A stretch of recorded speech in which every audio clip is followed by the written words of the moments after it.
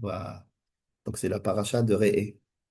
Et alors, dans la paracha de Réé, on est dans vraiment dans la partie où où on va commencer les mitzvot. C'est-à-dire que dans le livre de Devarim, Moshe va donner plein de mitzvot. Et là, on commence vraiment les mitzvot. Il y a eu un premier discours de Moshe pendant les 4 premiers chapitres, disons, à peu près. C'était des histoires. C'est-à-dire raconter l'histoire en appuyant sur certains sujets historiques pour faire montrer certains comportements inadéquats. Il avait envie de faire des remontrances à travers ces histoires. Ensuite, il y a eu le deuxième discours. Le deuxième discours, il avait deux parties. Il a deux parties. Première partie, ce que j'appelle le discours des principes. Hein, dedans, il y a Shema Israël, il y a tous les principes qui vont régir les mitzvot. Et là, maintenant, on rentre dans la deuxième partie de ce deuxième discours, qui sont les mitzvot. D'accord. Alors, il y a à peu près 55 mitzvot dans notre paracha, ce qui est pas mal par rapport. 55, ouais. Comme d'habitude, il y a plus de mitzvot lot assez que de mitzvot assez.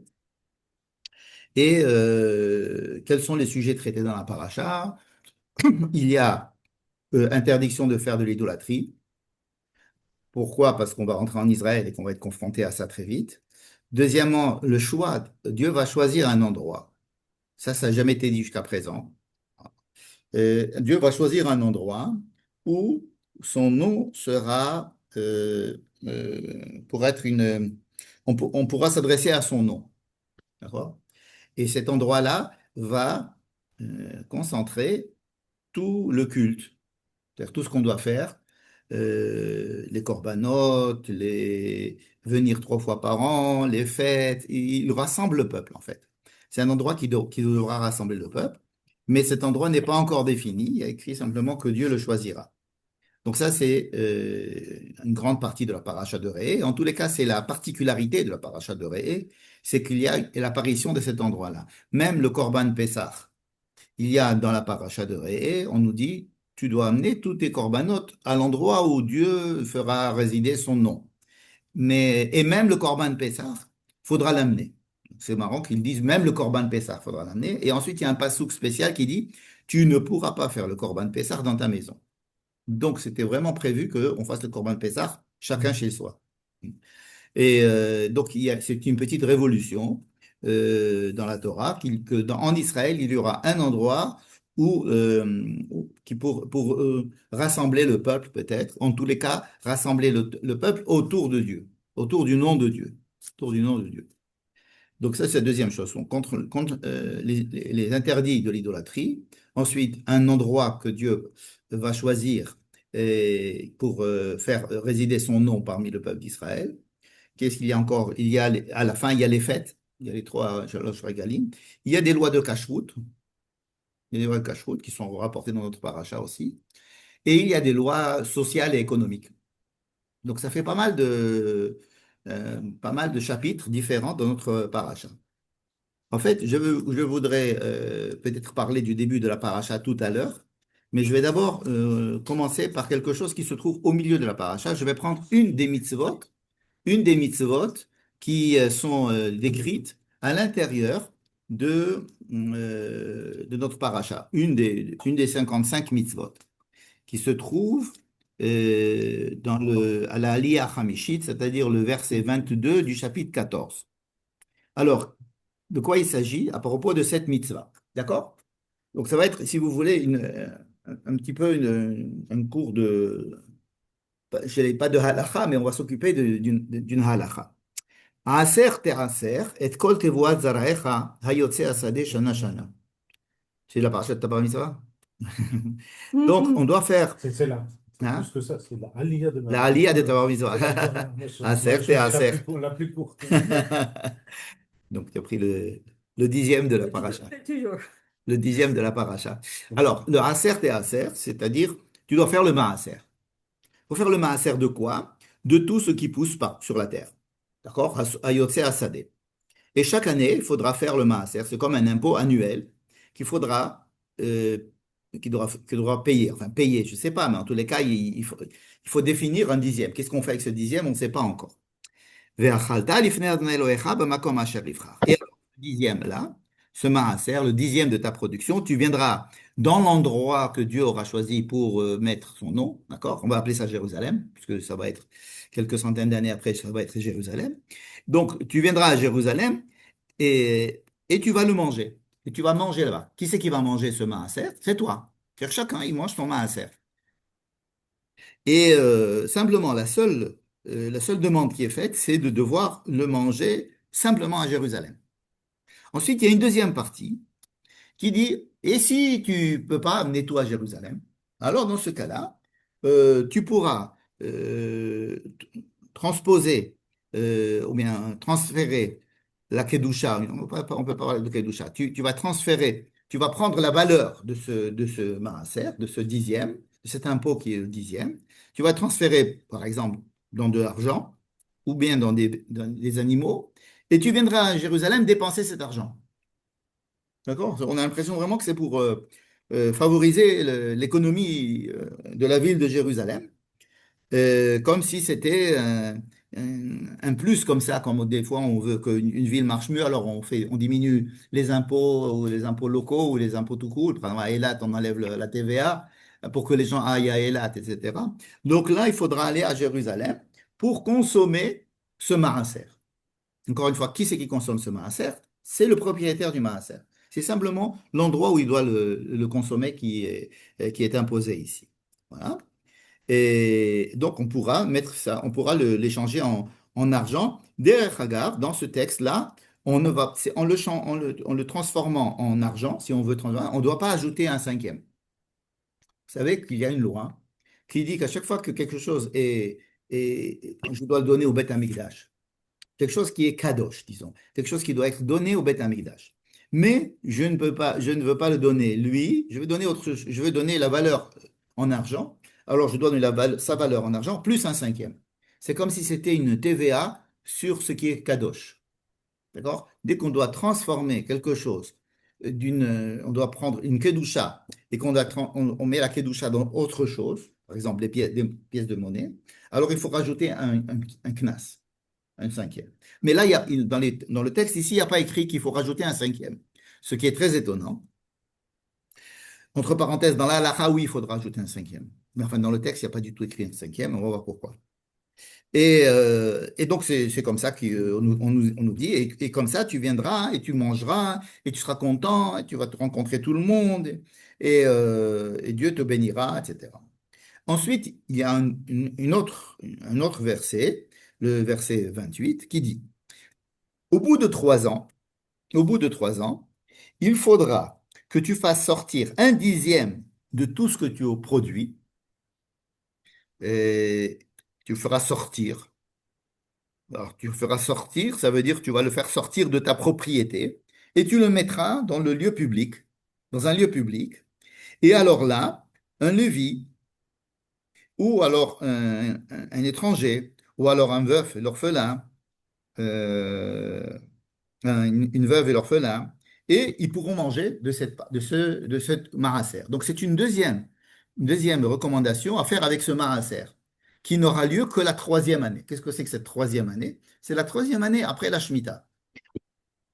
Alors, troisième année après la Shemitah, les Rachamim vont comprendre qu'il ne s'agit pas que de la troisième, mais que 3 ans après, encore une fois, c'est-à-dire la sixième année, on fait la même chose.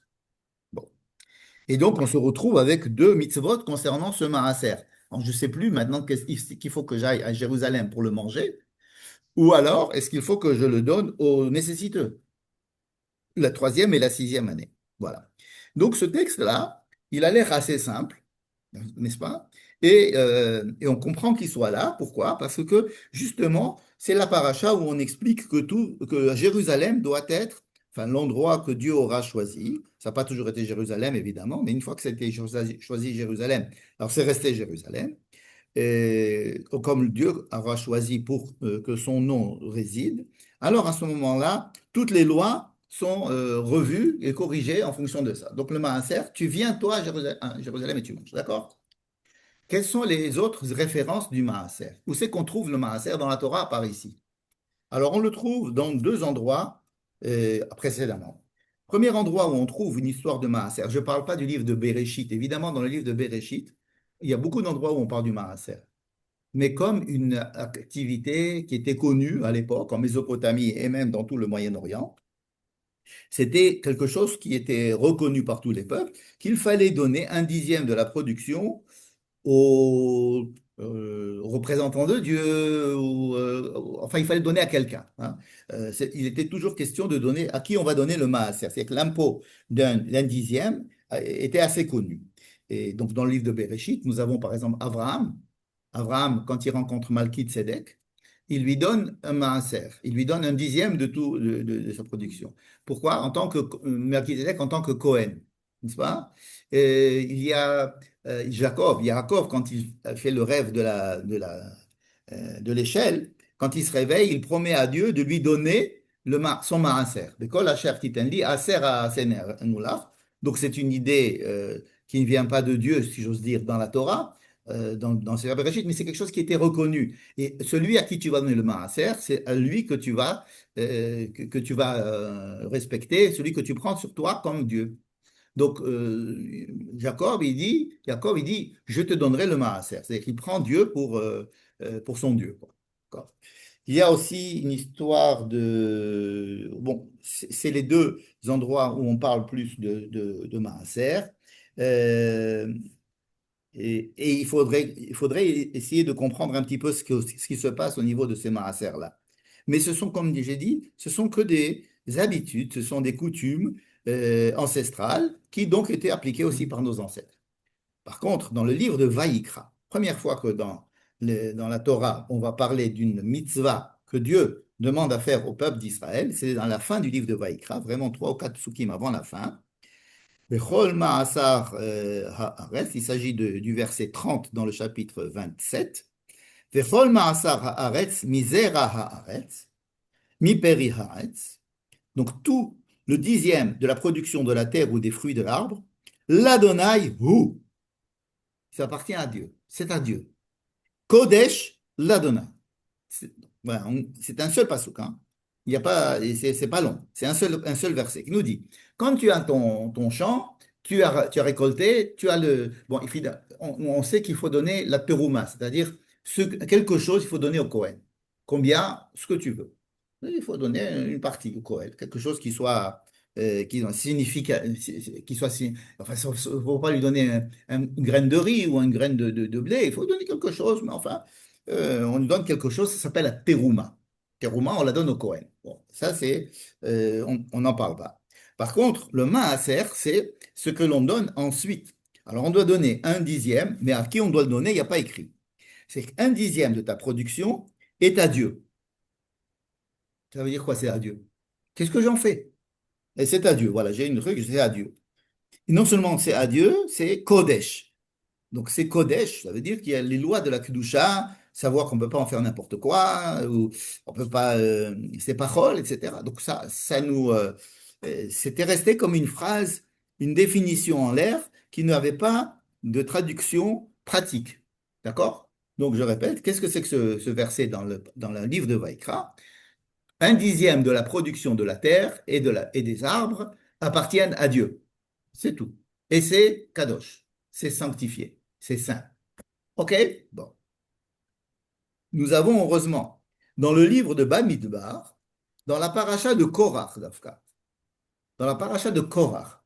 Quoi dans la paracha de Korach? Vous savez que dans la paracha de Korach, il y a eu une révolte concernant les gens qui auraient voulu être Cohen et qui étaient Lévi ou qui n'étaient pas Lévi. Enfin, il y avait ici un petit peu une révolution autour de la question de la hiérarchie et donc de la nomination des Cohen ou des Lévi et d'Israël, donc une partition entre les deux. Une fois que l'histoire de Korach a été résolue plus ou moins violemment et plus ou moins comme on le sait, il y a la deuxième partie de Korach qui est une liste de mitzvot qui sont relatives à ce que l'on doit donner aux Cohen et qu'est-ce que l'on doit donner aux Lévi. D'accord? Et alors, il y a toute une liste de choses que l'on appelle matanot kehuna, à savoir tout ce qu'on doit donner au Kohen. Étant donné que le Kohen n'a pas de salaire, enfin, n'a pas de terre plutôt, n'a pas de terre à faire fructifier, Dieu ne lui donne pas de terre, ni à lui, ni au Lévi. Et donc, il va vivre des deniers publics. Donc, il va y avoir besoin d'obliger les gens à donner au Cohen et au Lévi des choses. Alors, il n'y a pas que la terouma. À chaque fois que j'ai un- mon champ de blé, quand une fois que j'ai ramassé tout mon blé, je lui donnerai un peu de blé, ou bien je lui donnerai une challah. Si je fais beaucoup de chalotes, alors je lui donnerai une challah. Hein, c'est ce qu'on appelle les afriches challah pour le Cohen. On donne une challah, un pain au Cohen. Ça fait partie des mitzvot des matanot kehuna. C'est-à-dire on donne au Cohen. Il y a des choses, par exemple, quand on amène un korban au temple, alors il y a des parties qui sont données au Cohen. N'est-ce pas? Tout ça, ce sont des matanot kehuna. Il y a la liste là-bas. Et ensuite, à la fin de cette liste, on parle des Lévis. Et lorsqu'on va parler des Lévis, il va dire, Vélivne Lévi, Hine natati kol maaser be Israël. J'ai donné, c'est-à-dire c'est Dieu qui parle là cette fois-ci. Moi, je donne tout le maaser d'Israël, je donne aux Lévis. Qu'est-ce que c'est que le maaser d'Israël? C'est 10% de ce que les agriculteurs vont récolter. Moi, je le donne aux Lévis. Pourquoi c'est moi qui le donne aux Lévis? Parce que je vous ai dit dans le livre de Vaïkra que le dixième, il m'appartient. Ah. Maintenant, il dit, bon, il m'appartenait. Virtuellement, il était en l'air comme ça. On ne savait pas qui c'est qui allait profiter de ce dixième, de cet impôt du dixième de la récolte. Alors moi, je décide, ben, vous me le devez, puisqu'il est à Lachem, d'accord, il est Kodesh Lachem, eh ben, vous allez le donner au Lévi, de ma part. Alors, au lieu de me le donner, moi, je le donne au Lévi. Donnez-les, s'il vous plaît, au Lévi directement. Donc, c'est Dieu qui le donne aux Lévi.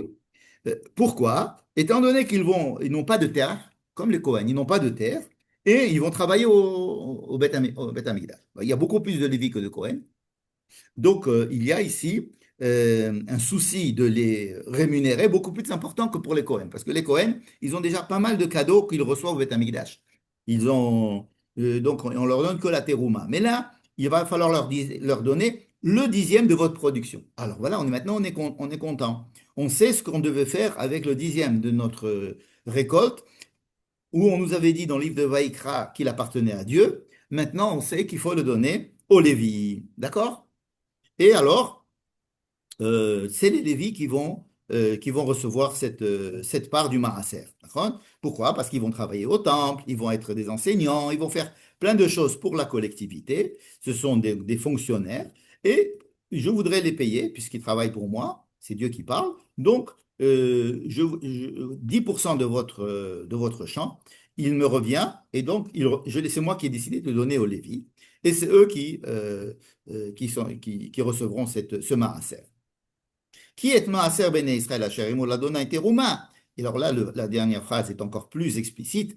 Le dixième que les enfants d'Israël doivent en principe prélever pour le donner à Dieu, j'ai décidé de le donner aux Lévis.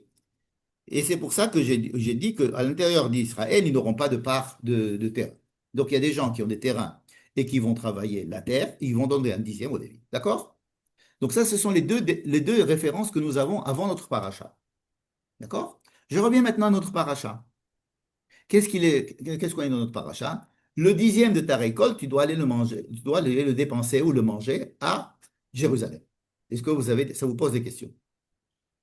Oui, c'est de Olivier, c'est la personne Eh elle-même oui, qui doit le manger. donc, il y a une vraie contradiction entre les deux textes. Oui. C'est-à-dire, tu m'as dit dans le livre de Bamidbar que ce maaser, je dois le donner au Lévi. Maintenant, tu me dis que ce maaser, je dois moi le manger à Jérusalem. Cela fait une très grosse différence. Et on parle toujours du maaser, le maaser, les 10%. Il n'a jamais été question de plus que 10%. C'est 10%. C'est ces 10%-là dont on parle.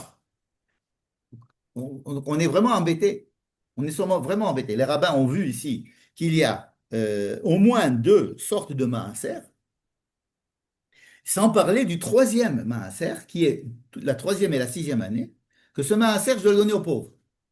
Donc j'ai un texte qui me dit, tu dois donner le maaser à Dieu. Ok, mais qu'est-ce que je fais? Vous connaissez la blague, type qui dit, je prends l'argent de la tzedaka, je l'envoie en l'air, ce que Dieu il veut prendre, il le prend, le reste, ça tombe, c'est pour moi. Ça veut dire, qu'est-ce qu'on fait avec le maaser qui est à Dieu? Alors Dieu il nous a dit, dans le livre de Bamidbar, vous le donnez aux Lévi. On a pensé avoir été tranquille avec cette loi, tranquille. Maintenant, le livre de Devarim, il vient et nous dit non.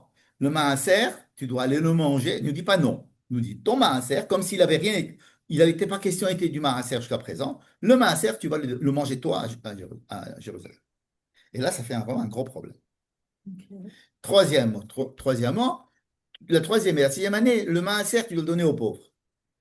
Et alors, on se dit, qu'est-ce qu'on va faire? Donc, les rabbins sont, du Talmud, ils sont embêtés. Qu'est-ce qu'ils vont faire avec ça? Qu'est-ce que vous aurez fait, vous? Qu'est-ce que tu aurais fait avec des textes tellement opposés l'un de l'autre?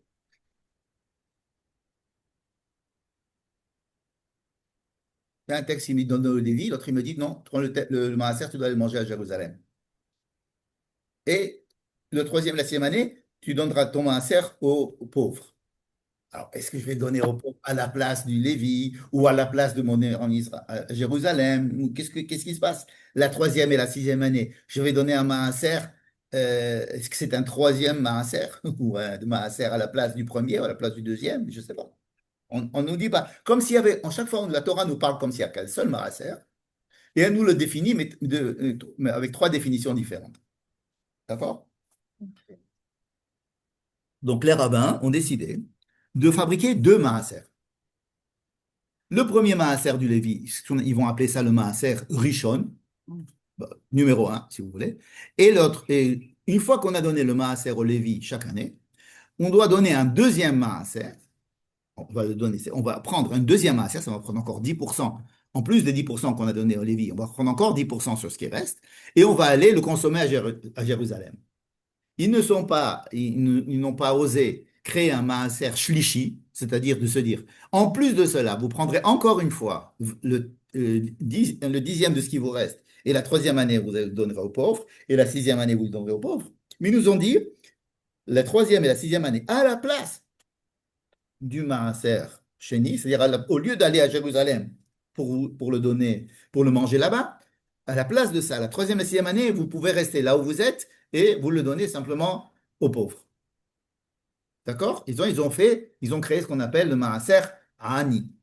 Le mot ani n'existe pas dans la paracha, mais il parle de l'étranger, de la veuve et de l'orphelin. D'accord? C'est une manière assez bizarre. Hein. Vous savez, on disait en France que quand il y a un impôt provisoire, il reste définitif.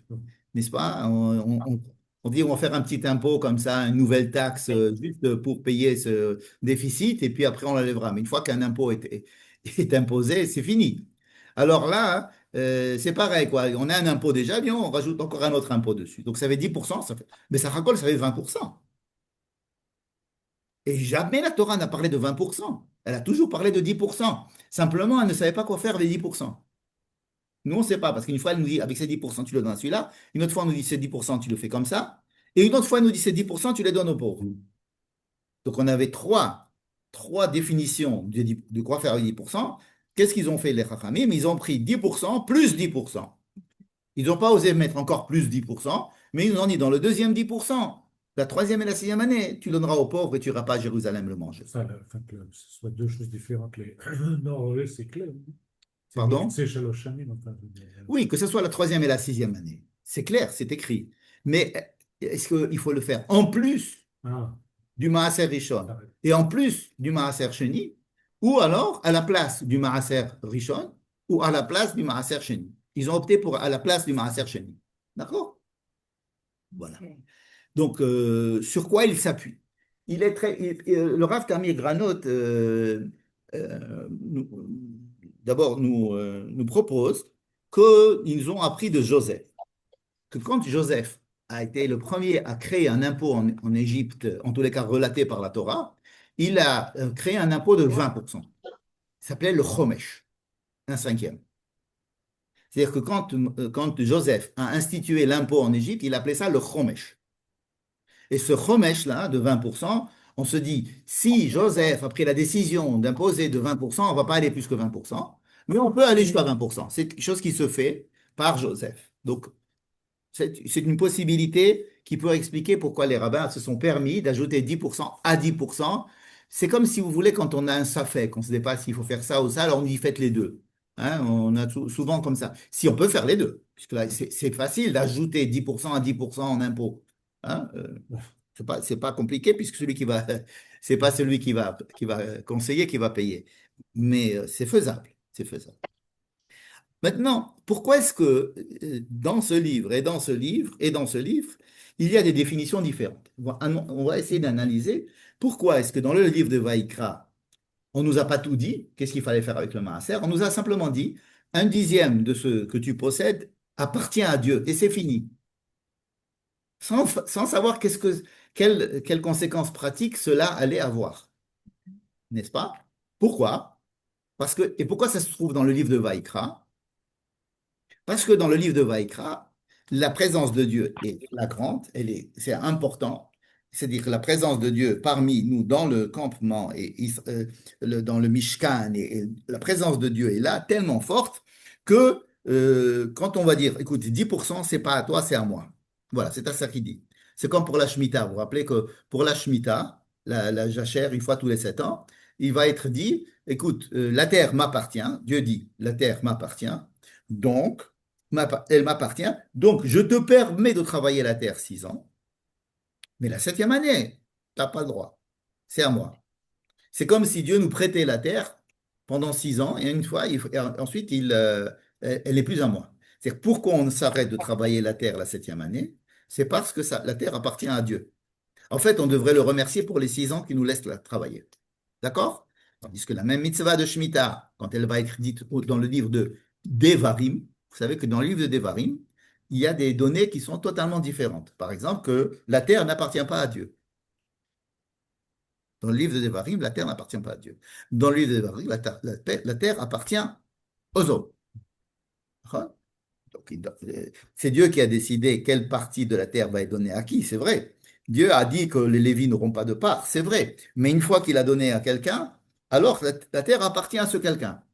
Et alors, qu'est-ce qui va se passer la septième année? Comment il va lui dire, je ne veux pas que tu travailles la terre, je veux que le produit de la terre, que tout celui qui veut vienne le manger, et les pauvres, et les machins, et les passants, et les étrangers, tout le monde pourra venir prendre ça. Comment est-ce il va justifier cela, Moïse, dans le livre de Devarim, à propos de la Shemitah? Il va pas dire, parce que la terre appartient à Dieu, donc arrêtez de travailler. La terre appartient aux hommes. Il va dire, s'il vous plaît. Il va nous dire vraiment, s'il vous plaît, c'est à vous. La septième année, c'est à vous. C'est à tout le monde. Mais je vous demande de faire un acte social, un acte pour imiter, si vous voulez, la gentillesse que Dieu a eue aussi envers vous. Soyez gentils, soyez moraux, soyez équitables, soyez socialistes. Et donc, une fois de temps en temps, une année, donnez votre champ et votre production et donnez-la à tout le monde.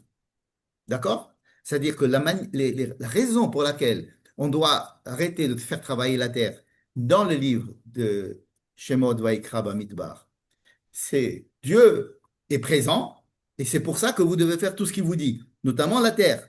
La terre appartient à Dieu, donc posez-vous, ça c'est à moi, c'est la septième année au moins où vous partez d'ici. Pourquoi? Parce que c'est à moi. Et donc, la présence de Dieu est tellement forte que tout se fait à cause de la présence très forte de Dieu. Dans le livre de Devarim, alors Dieu n'est plus sur la terre. Enfin, il n'est plus sur la terre. Il fait semblant qu'il n'est plus sur la terre. Et il nous donne donc les clés pour diriger la terre, et comme si c'était nous les responsables. Et donc, il va nous dire, bon, maintenant, s'il vous plaît, rappelez-vous de ce que Dieu vous a dit. Rappelez-vous que Dieu vous a donné à manger. Donc, rappelez-vous qu'il y a quand même des pauvres. Rappelez-vous que... Donc, la septième année, s'il vous plaît, donnez la position de la septième année aux pauvres. D'accord? Donc, il y a dans le livre de Devarim un axiome qui est celui où l'homme est l'essentiel. L'homme, l'homme est à la base. Et on va parler à l'homme comme si Dieu n'était pas là en train de lui marcher sur les pieds. Mais on va lui dire, je te donne beaucoup de liberté, dans le livre de Devarim, il va dire, je te donne beaucoup de liberté, je te donne beaucoup de pouvoir, je m'absente en ne faisant pas des miracles visibles, c'est-à-dire que j'arrête de te donner la manne, j'arrête de te mettre un nuage, je te laisse diriger ta vie comme tu le veux, mais alors, comme c'est très dangereux de te donner tellement de pouvoir et d'indépendance et de responsabilité, Moïse est obligé de dire en même temps, n'oublie pas Dieu. N'oublie pas Dieu quand ça va mal, n'oublie pas Dieu quand ça va bien. Parce que si ça va mal, alors tu vas avoir trop peur et tu vas abandonner toutes tes responsabilités. Non, rappelle-toi que Dieu est là. Il va t'aider à faire les guerres, par exemple.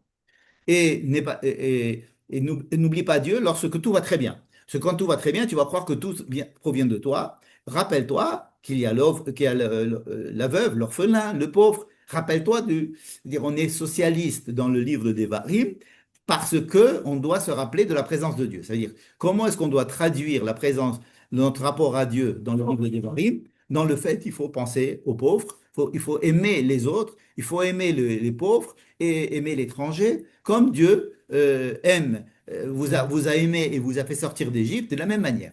Et la seule corde sur laquelle Moïse peut tirer, c'est des mitzvot, c'est-à-dire des commandements qui vont nous obliger à être gentil, d'être social, de penser à l'autre. Et donc de ne pas être un capitaliste sauvage. Donc, d'un côté, le livre de Devarim, il crée un capitalisme, la possibilité du capitalisme, en faisant mettre Dieu de côté. Dieu est dans le ciel. Mais d'un autre côté, on lui dit, mais il y a un travers à ça, c'est très dangereux. Donc, je vais te demander de penser à Dieu en permanence. Et donc, le livre de Devarim, il est plein de rappelle-toi, n'oublie pas, rappelle-toi, n'oublie pas. D'accord? Mais la base, c'est que ça t'appartient. D'accord?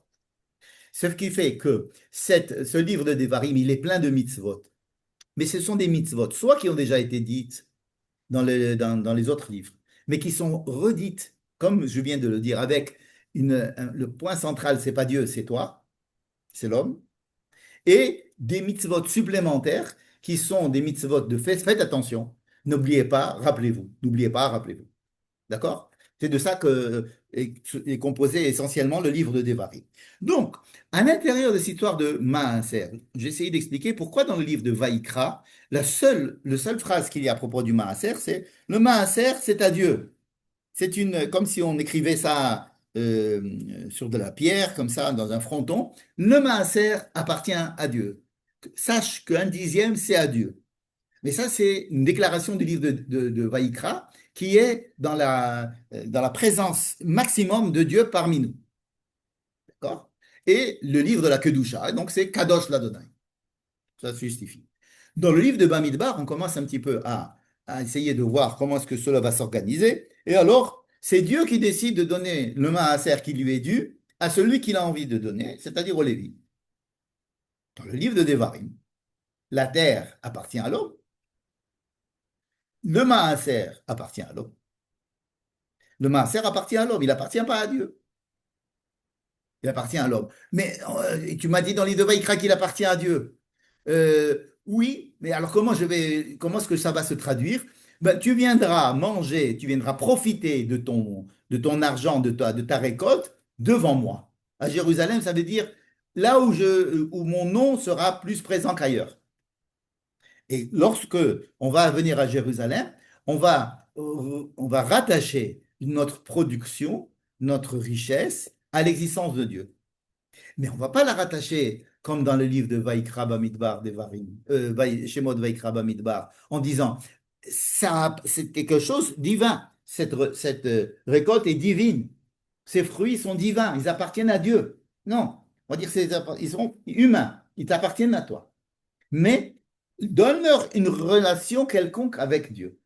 Donc l'endroit que Dieu aura choisi, les Shaken chez Mosham, c'est là-bas que vous apporterez votre maaser. D'accord? Ce qui explique que les trois définitions que nous avons eues, ce sont trois définitions qui correspondent bien au livre dans lequel ils se trouvent. Un se trouve au livre de Vaïkra, l'autre à Bamidbar, et celui-là dans Devarim. Donc maintenant qu'on a compris pourquoi est-ce que les rabbins ont décidé de rajouter l'un sur l'autre? Et pas plus, c'est pas moi. Donc il y a cette histoire de. Alors vous allez me dire à chaque fois que les rabbins sont face à ce genre de situation, ils rajoutent l'un plus l'autre. Eh bien non, je vais vous prouver ça avec une autre loi qui apparaît aussi dans notre paracha, qui est celle des Bechor. Alors je vais vous essayer Kol HaBechor, d'accord? Kol ha-bechor asher. Alors ça, tu l'as pas lu dans Non. ta parasha, mais tu le lis toutes les fêtes. Kol ha-bechor asher iba lebecha b'chal parce que c'est quand on monte à la Torah dans les fêtes et qu'on lit la partie de la Torah qui parle de Pesach, Sukkot, Shavuot, etc. Ici, on commence toujours par Kol ha-bechor. Alors, on la connaît par cœur, mais on n'y fait pas attention.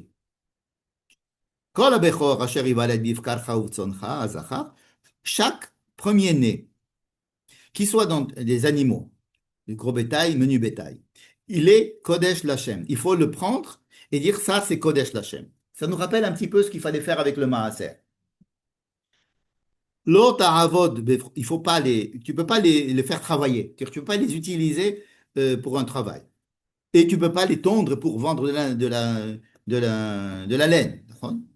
Par contre, l'ifne, Adonai, Elohecha, tochelenu, shana beshana.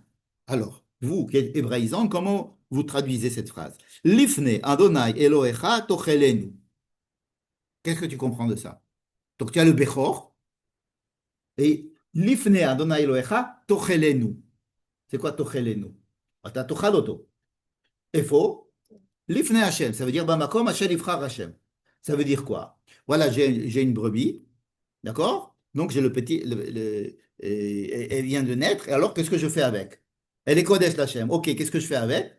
Dans le livre de Devarim, dans la paracha de Ré, on nous dit Lifne Hashem Elohecha tochelenu. Tu vas à Jérusalem et tu vas faire un méchoui avec. Tu vas le manger là-bas. A priori, c'est ce qui est écrit. N'est-ce pas? Mhm. Bamakom, Hashem Yifchar Hashem. Ce qui va très bien avec toutes les lois dans lesquelles nous nous trouvons ici dans Parashat, où chaque fois on nous dit il faut aller à Bamakom, Hashem Yifchar Hashem. D'accord. Donc c'est ça qui est dit. Mais nous avons dans le livre de Bamidbar, justement dans la paracha de Korach, vous vous rappelez celle paracha où on donne les matanot kehuna, on dit qu'est-ce qui revient au Kohen et qu'est-ce qui revient au Lévi. Là, on avait trouvé déjà le maaser qu'il fallait donner au Lévi. Mais avant de donner le maaser au Lévi, il était écrit que le Bechor, alors je vais vous lire, euh, Bikurim et kol asher be'artechem taviu. Dès que vous avez des bikurim, ça veut dire les prémices, hein, il faut les amener, yaviu l'Adonai, lecha yihye. Dieu les donne au Kohen. C'est-à-dire, on prend les bikurim, là, les prémices, on va en chantant à Jérusalem et on les amène devant le Kohen. Là-bas, on va lire le passage de la Haggadah, Rami Oved Avi, Nachon, et maintenant, Eveine Eveti, Nachon, et je donne ce bikurim, le Kohen les élèves comme ça, et il les mange. C'est à lui, ça lui appartient. Le bikurim, ça lui appartient. Ça fait partie un des 24 cadeaux qu'on fait au Kohen. Enfin, que Dieu fait au Kohen. Kol Chayim Israël. Kol Peter Rechem. Alors voilà, maintenant ça nous intéresse parce qu'on parle du Bechor. Kol Peter Rechem lechol basa. Le premier né de n'importe quel vivant. Kol basa, ça veut dire un animal ou un homme, n'importe qui.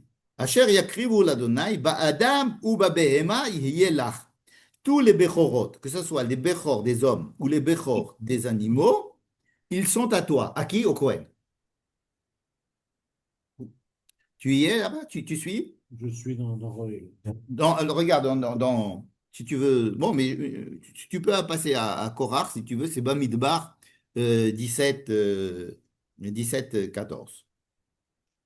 Donc, Kol Peter Rechem, Lechol Basar, Rachat écrit le Babemaya, Yé Lach. À qui on parle? Ici au Kohen. Donc, qu'est-ce qu'on fait si j'ai un Bechor d'un BM? Qu'est-ce que je dois faire? C'est le sacrifice, non?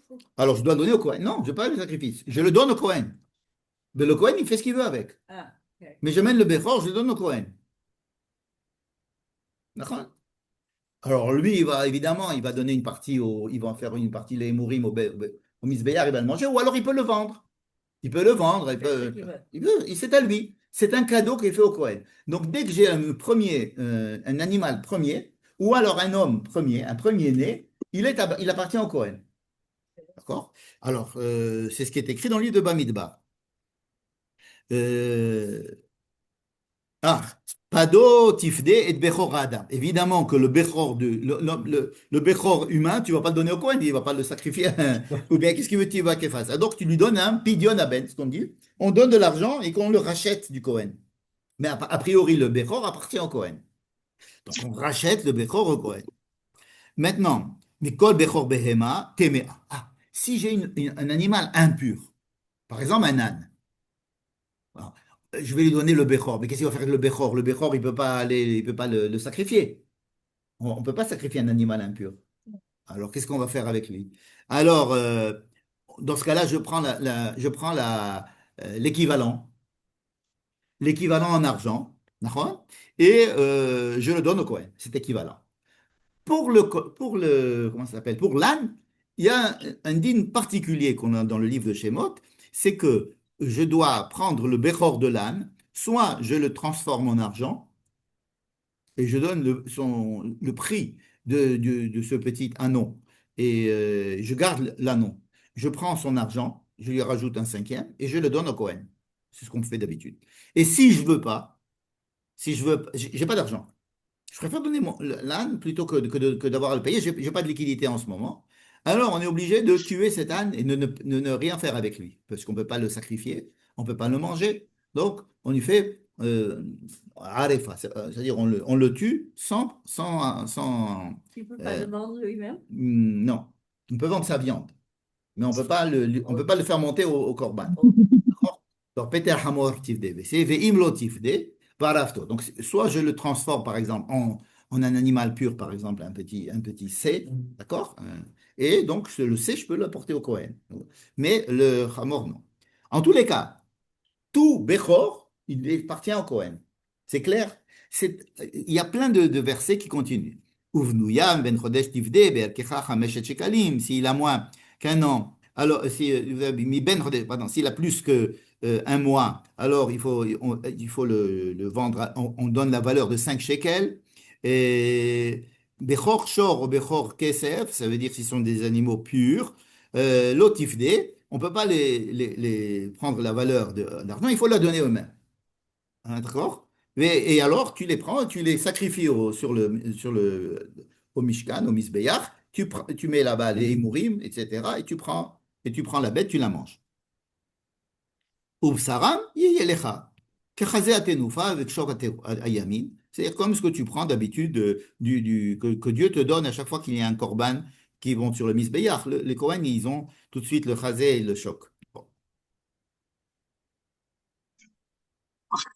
Je repose la question. Est-ce que vous trouvez qu'il y a une opposition entre ces deux textes? Je parle maintenant du Bechor. Je parle pas du Maaser.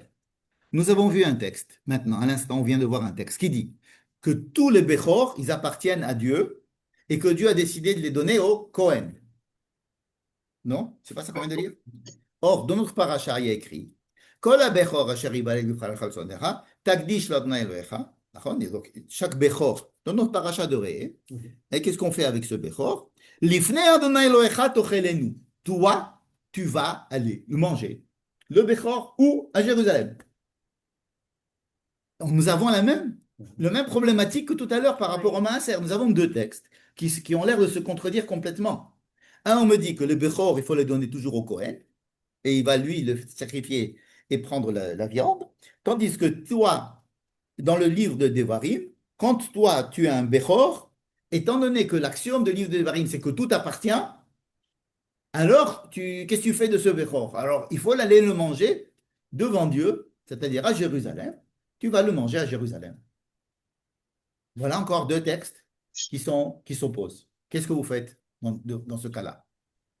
Deux aînés. Deux aînés. Le premier, le deuxième. Ou bien qu'est-ce qu'on fait? J'espère. On partage l'aîné en deux, on donne une partie au Cohen et une partie on garde. Et on prend un aîné sur deux, on le donne au Cohen et un aîné sur deux, on le prend à Jérusalem. Qu'est-ce qu'on fait? Qu'est-ce que vont décider les rabbins? Les rabbins, ils ont décidé qu'il faut donner au Cohen. C'est tout. Et toi, rien du tout. Et alors, comment ils traduisent ce passouk? Lifnei Adonai Elohecha tochelenu, on parle du Cohen. Pitom, la Torah s'adresse au Cohen, d'après Rashi. Mais comment c'est possible? On te parle à toi. Shana b'shana b'makom asher yivchar Adonai, ata uvetecha, toi et ta famille. Vechi yeh bo mum piseach o iver kol mumra, lo tizbachenu. Maintenant, si c'est un animal qui a des infirmités, évidemment, on ne peut pas le sacrifier. alors, Bish'arecha tochelenu. Ah, mais s'il me dit ça, c'est que quand je dois venir à Jérusalem, je ne peux pas le manger en méchoui à Malcha. Je dois le porter au temple. Et là-bas, je dois le donner en shlamim, par exemple. C'est-à-dire, je donne une partie sera au Kohen, le reste, je le mange après. Mais si c'est quelqu'un, si c'est un animal que l'on ne peut pas, qu'on ne peut pas sacrifier parce qu'il est il est infirme, alors, lotis bachenu. Lotis bachenu, tu ne vas pas aller au Beth Amikdash le donner. Ah, et qu'est-ce que je fais avec? Tu restes chez toi et tu le manges, là où tu es. Ça veut dire, j'habite Haïfa. J'ai un petit qui vient de naître, le premier de la portée de cette vache, par exemple. Et alors, il a une patte plus courte que les autres. Ah, qu'est-ce que je fais? Ok. Tu le gardes chez toi. Tu prends, si tu veux le manger, tu le manges chez toi. Tu n'as pas besoin de l'amener à Jérusalem. D'accord? Simplement, il faut prendre que quand tu fais la shrita, il faut le faire la shrita ka'alacha avec le sang qu'il faut recouvrir, etc. Bon. Ce qui fait que nous avons vraiment deux textes opposés. Et là, les Chachamim, ils ont fait une préférence sur le premier texte et ils ont assujetti le deuxième texte au premier. Pourquoi je vous ai ramené cette histoire du Bechor? Pour vous montrer qu'il y avait d'autres manières de traiter l'histoire du Maaser. On avait vu le Maaser, il y avait un Maaser, après encore une fois un Maaser, encore une fois un Maaser. Trois choses qu'on doit faire avec le Maaser. On dit, bon, bah, alors ça c'est un premier Maaser, 10%, plus 10%, et ce plus 10%, on peut le changer la troisième semaine avec le troisième 10%. Ce qui fait qu'il y a une des manières de synthétiser les différentes parties de la Torah pour essayer de savoir qu'est-ce qu'on fait nous à la halakha, puisque le livre de Devarim, il est entièrement différent des autres livres. Et à chaque fois qu'il y a une mitzvah dans le livre de Devarim, même si on a l'impression qu'elle est reprise, qu'elle reprend une mitzvah qui est dans Parashat Mishpatim ou Kedoshim, elle est différente. Elle est expliquée de façon différente. Pourquoi? Parce que l'homme est au centre.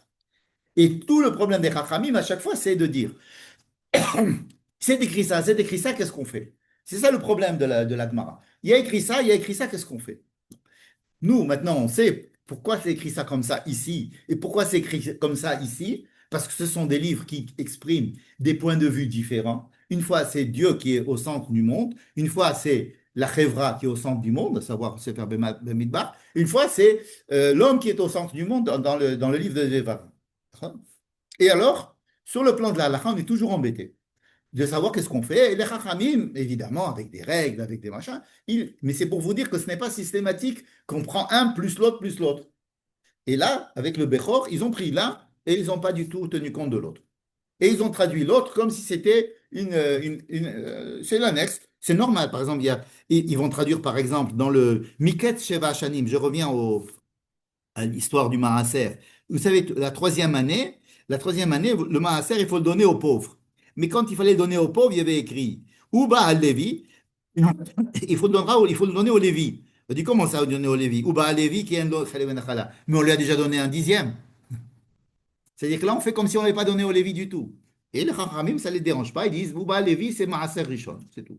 Vous voyez comment?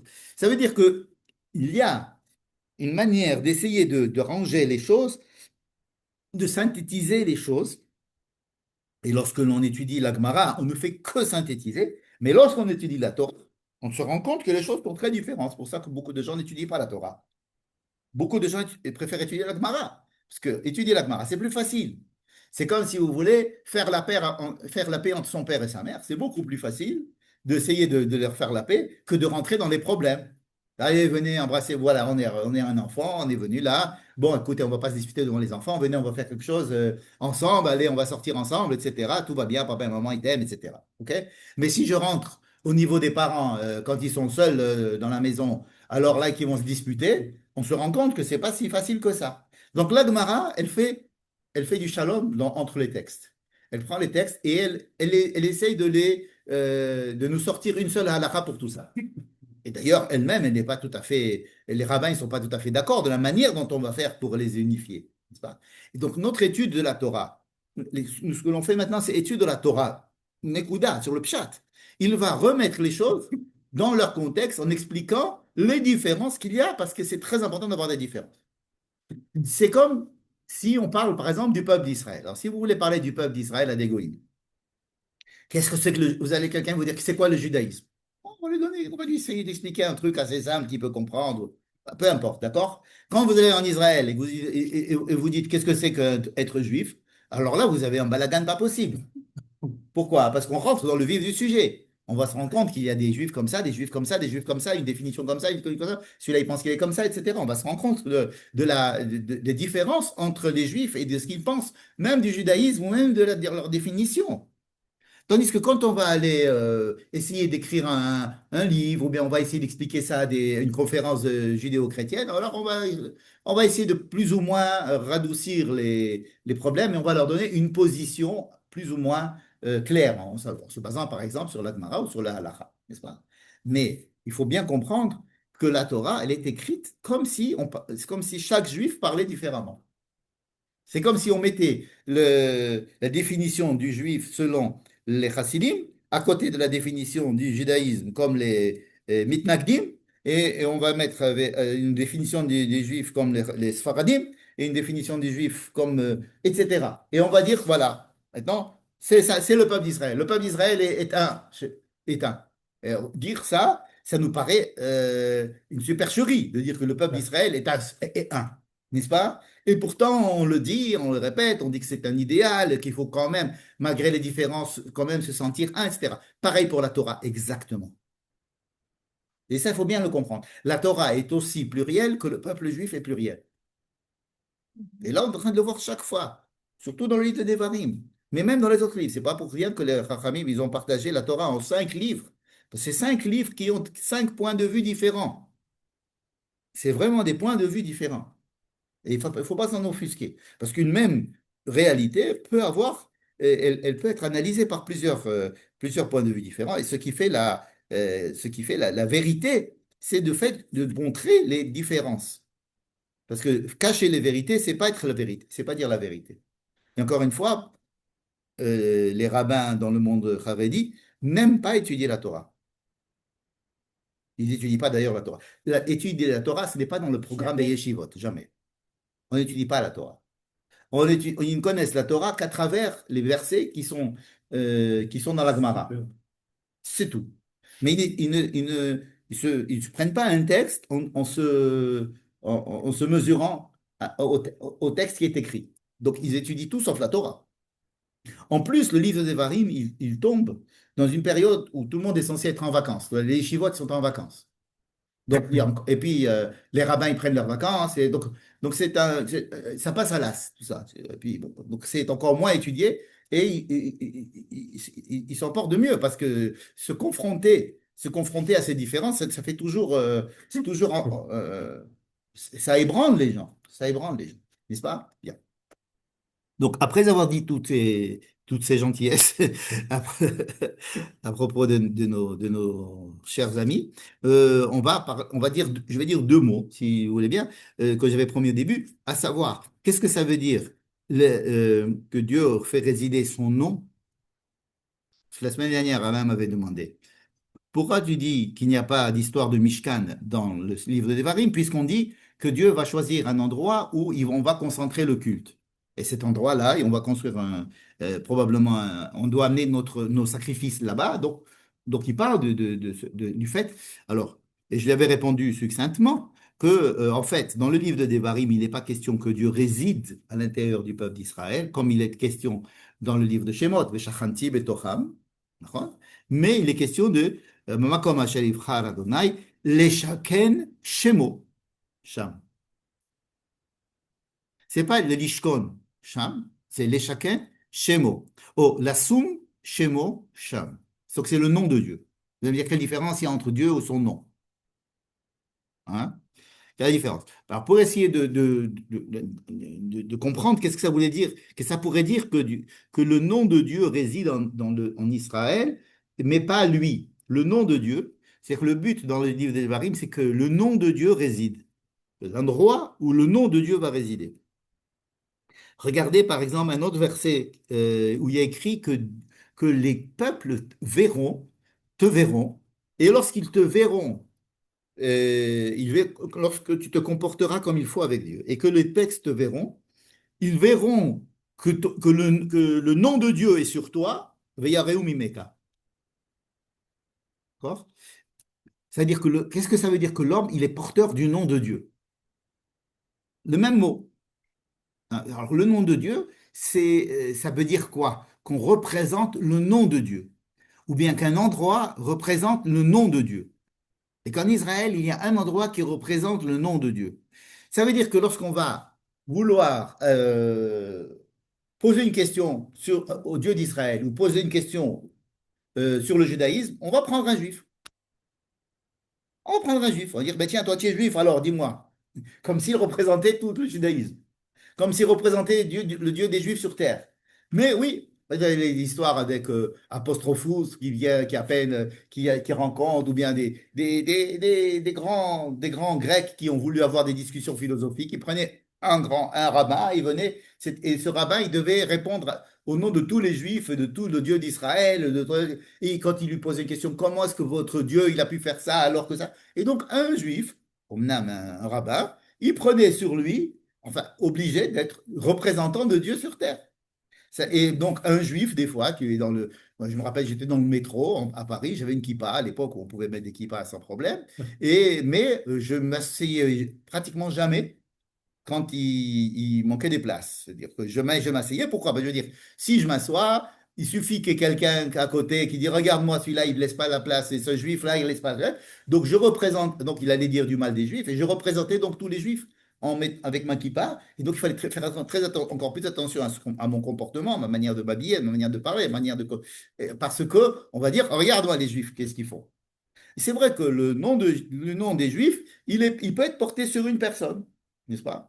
Et donc, il faut être responsable de porter le nom de Dieu sur soi. Ça veut dire le nom de Dieu, c'est ce que représente la signification du Dieu sur la terre. Il est porté par le peuple d'Israël. En malasot. C'est-à-dire que les Juifs, ils représentent Israël. C'est pour ça que d'ailleurs, quand on est contre un Juif, alors qu'on prétend être contre Israël, la Médina d'Israël, alors on est contre les Juifs. Il s'agit de la même haine, mais traduite, je suis contre Israël, donc je suis contre les Juifs. Et donc les Juifs, qu'ils le veuillent ou non, ils sont responsables du nom de Dieu sur eux, responsables du nom d'Israël sur eux. Et chaque Israélien représente tout Israël. Et tout Tsahal, et c'est le représentant intime de Bibi Netanyahou sur terre. Tout juif qui se balade ou qui ne se balade pas, et il a le nom de Dieu sur lui. Ça veut dire qu'il y a une représentation, mais ce n'est pas la chose. C'est que je ne peux pas dire je suis Israël, je suis Dieu d'Israël, mais je suis responsable de ce que c'est la représentation. Hein? Ouais. Donc, quand on va dire que le nom de Dieu est dans un endroit, ça veut dire quoi? Premièrement, ça veut dire que cet endroit va représenter l'unité du peuple d'Israël. Parce que qu'est-ce que c'est que le nom de Dieu? C'est le nom auquel tout le monde se rattache, bien que chacun ait une manière différente de le vivre. Donc, dire que le nom de Dieu réside dans un endroit, c'est dire qu'il y a un endroit où il y a possibilité d'unir le peuple d'Israël. Je répète, la terre d'Israël, elle a été partagée en 12. Donc, chaque tribu doit aller dans sa particule. Parce qu'il faut que chacun puisse s'exprimer et chacun développer. Ils avaient des manières de parler, des armées différentes, des juges différents. Bref, ils étaient très différents. C'était presque 12 cantons. Bon. Mais Dieu annonce dans la paracha de Ré, en plus de cela, je choisirai un endroit. Alors, le fait que ce endroit ne soit pas choisi a priori, mais a posteriori, c'est-à-dire que je laisse votre balagan s'installer avant de créer un endroit unique, mais cet endroit sera un endroit de réunion du peuple d'Israël. C'est ça le principe de dire qu'il y aura là le nom de Dieu qui va résider. Le nom de Dieu, c'est-à-dire ce que représente l'unité de Dieu, donc l'unité du peuple d'Israël, le nom d'Israël, ce qui représente Israël, sera dans un endroit précis.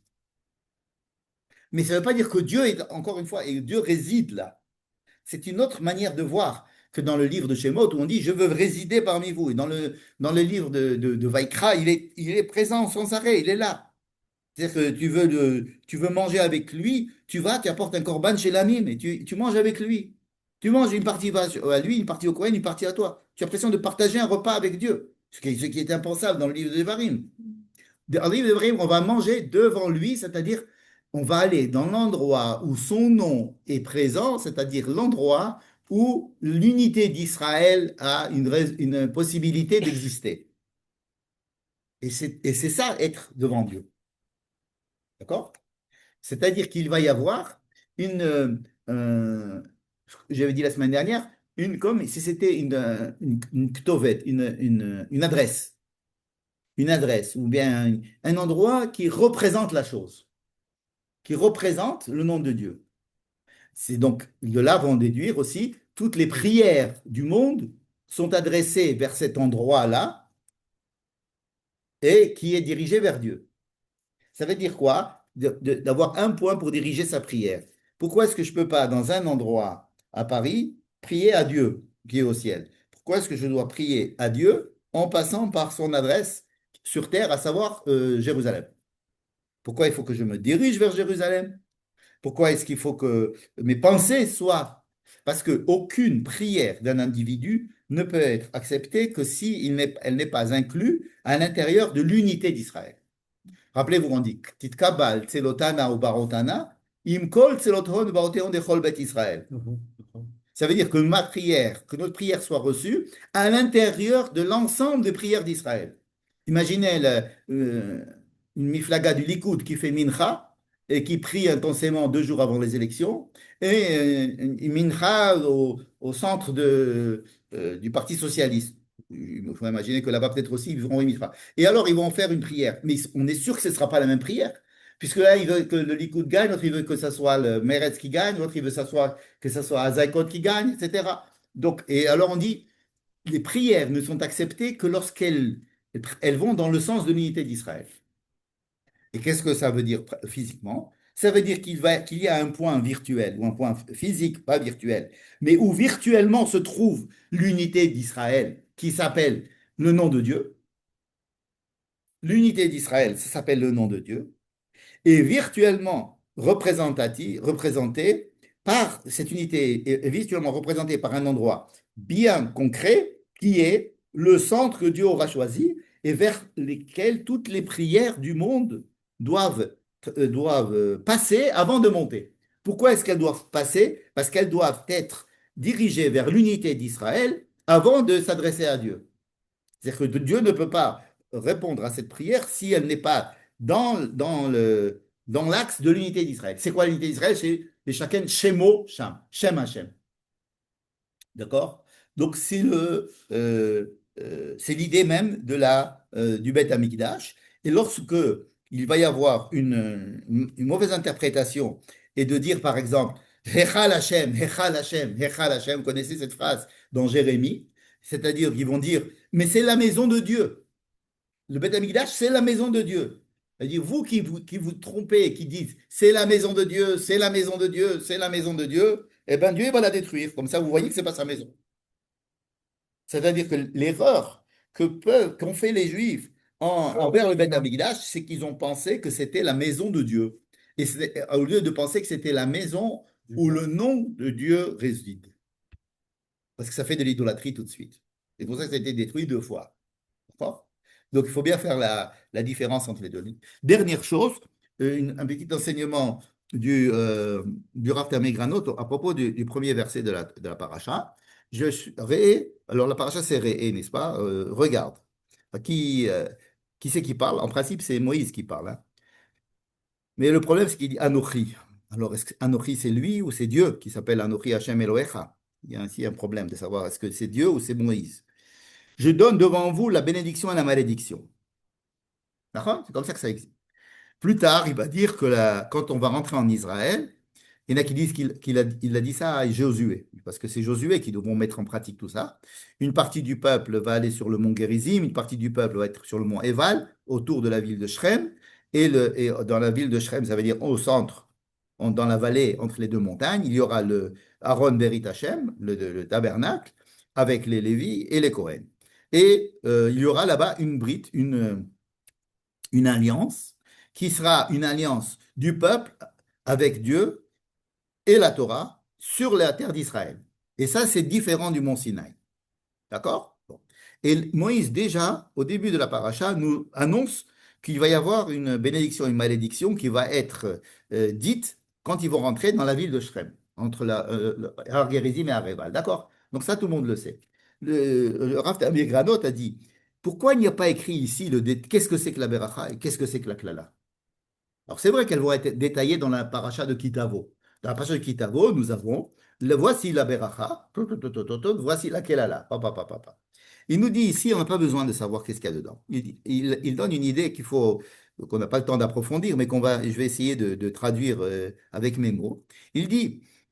Moïse dit, respectez les lois que je suis en train de vous dire, c'est déjà la bracha. C'est-à-dire, n'attendez pas la bracha comme un salaire et la klala comme une punition. Ça veut dire, vous comportez correctement, c'est ça la bracha. Ne pas vous comporter correctement, c'est ça la klala. Ça peut nous paraître un peu bizarre. On a l'impression de dire non, si tu respectes les lois, tu auras une récompense. Si tu ne les respectes pas, tu auras une punition. Le Rav Migrado, il dit non. Ce sont simplement des conséquences de ton acte. Si tu ne mets pas le pull en sortant, tu vas attraper froid. C'est pas que tu vas attraper froid, c'est la punition parce que tu n'as pas entendu ce que je t'ai dit. C'est si tu sors sans mettre ton pull, vas attraper froid. Si tu mets ton pull en sortant, tu n'attrapes pas froid. N'est-ce pas? Où réside la bracha ici et la klala? Elle ne réside pas dans le fait que tu refuses l'ordre de ton ami ou de tes parents qui te dit mets ton pull. Mais tu es en train de te comporter selon les préceptes qui sont censés être à ton avantage, qui sont censés être pour que tu puisses vivre le mieux possible en tant que toi-même. Alors, si tu le fais, bah, tu vivras bien, ce sera ta bracha. Comment elle va se traduire? Le fait que la terre va donner ses fruits, tu pourras gagner facilement les guerres, tu auras l'abondance et tu vivras bien et tu seras heureux. Et ce ne sont pas des récompenses, ce sont des conséquences. Donc il dit que je te donne la bracha et la klala. C'est quoi la bracha? Im tishmeu et mitzvot Adonai Elohecha. Et la klala, c'est quoi? Im lo tishmeu. C'est-à-dire le fait même de se comporter de façon correcte, c'est ça la bracha. C'est-à-dire, c'est pour ça que peut-être la Kabbalah parle des mitzvot comme des conseils. Comme dire, si tu sors, mets un pull. C'est-à-dire, la mère qui va dire à son fils de 5 ans qui va aller dans la cour alors qu'il neige, mets ton manteau, c'est un ordre. Mais c'est un ordre parce que lui, il a besoin d'ordre, autrement il ne le fera pas. Mais si c'est un adulte ou bien si c'est un... Écoute, je sais, il fait très froid dehors, je te conseille de mettre ton manteau. C'est un conseil. Ça dépend de quoi? Un conseil ou un ordre. Un ordre, si le type il est pas assez mûr, s'il est encore un gosse et qu'il a besoin d'ordre pour faire les choses. Et donc le Zohar, la Kabbalah ne s'adresse pas à des enfants, il s'adresse à des adultes. Et donc elle appelle les mitzvot, les commandements, elle les appelle des conseils. Parce que ce sont vraiment des conseils. Voilà, c'est tout. Passez une bonne semaine. Merci beaucoup d'être venu. Merci. Faites un bon voyage si vous partez. À quel moment vous partez dans une heure normale? Oui, non, non.